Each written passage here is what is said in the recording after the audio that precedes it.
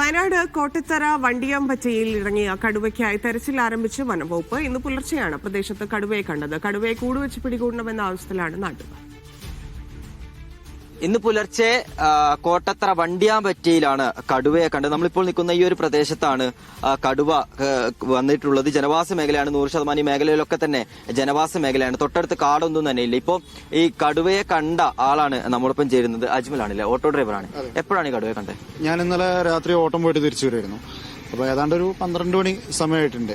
അപ്പോൾ ഈ കയറ്റത്തിലെത്തിയപ്പോൾ എന്റെ വണ്ടി ഒന്ന് വലി പറഞ്ഞപ്പോൾ ഒന്ന് ഇങ്ങനെ കയറ്റിയെടുക്കായിരുന്നു.